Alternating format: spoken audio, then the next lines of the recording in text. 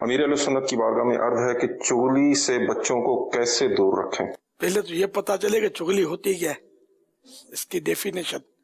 چغلی کی ڈیفینیشن یہ ہے کہ دونوں کو لڑانے کے لیے ایک کی بات دوسرے تک پہنچا دینا، یہ چغلی کہلاتی ہے۔ اس کی قرآن کریم میں بھی مذمت ہے، احادیث مبارکہ میں بھی مذمت ہے، یہاں تک حدیث پاک میں کہ چغل خور جنت میں نہیں جائے گا۔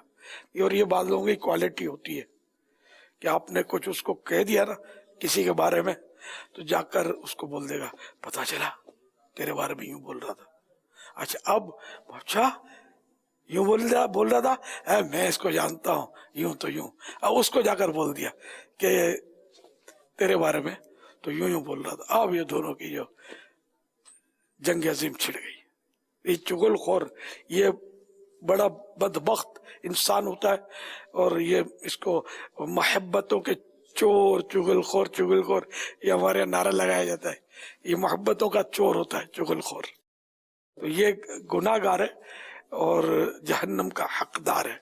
اب رہے بچے، تو بچے حقیقت میں وہ چغلی، بچوں کے کہنے کو چغلی کہا کیسے جائے، اس کو لڑوانے کا کوئی ان کو کانسیپٹ تو ہوتا نہیں ہوگا، پھر گناہ بھی نہیں ہوتے ان کے، لیکن ان کی عادت نکالنی چاہیے۔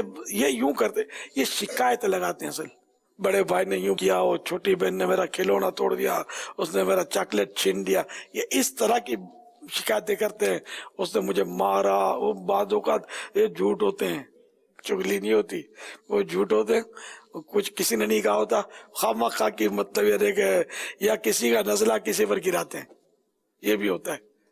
تو یہ ان بچوں کو پیار سے محبت سے سمجھایا جائے، یہی ہو سکتا ہے۔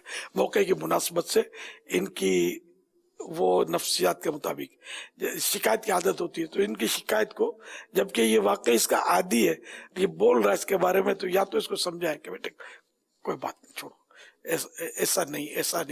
ایسا نہیں ہوگا، جبکہ واقعی ہو تو پھر نہیں کہیں کہ ایسا ہے، ایسا نہیں ہے۔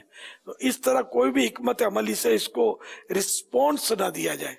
رسپونس دیں گے نا تو یہ زیادہ بیچارہ بولتا چلا جائے گا بچہ، اس کی اپنی اس غلط عادت میں پکا ہوتا چلا جائے گا۔ صلو علی الحبیب صلی اللہ تعالی علی صلی اللہ علیہ محمد۔